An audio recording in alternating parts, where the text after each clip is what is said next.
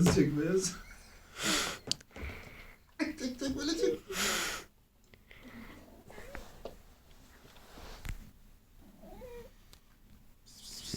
Gel oğlum. Gel oğlum. Gel.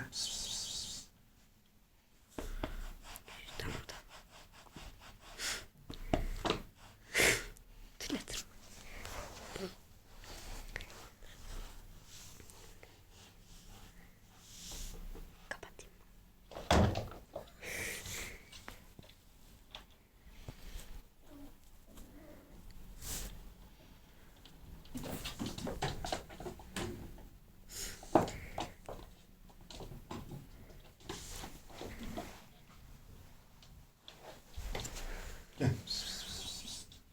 Gel oğlum.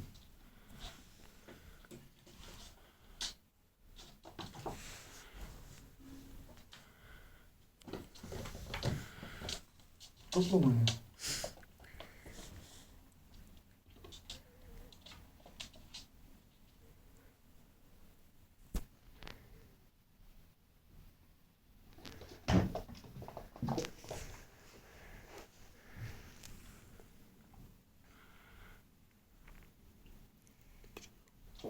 Elini kaçırdım be oğlum ya.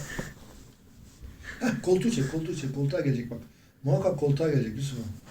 Geliyor. Koltuğa geliyor.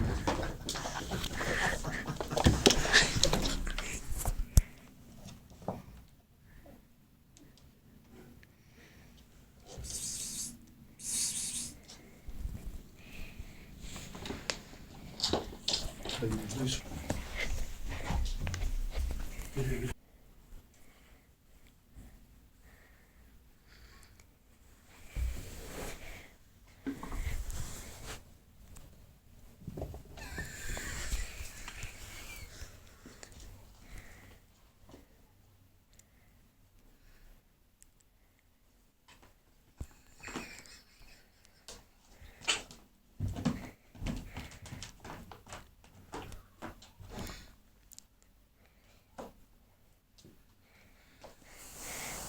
Baksın beyazına saldıracaklar.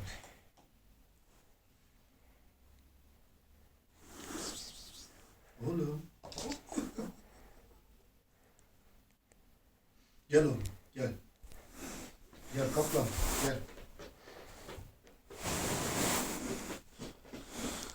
Bak şimdi beyaz atlıyor.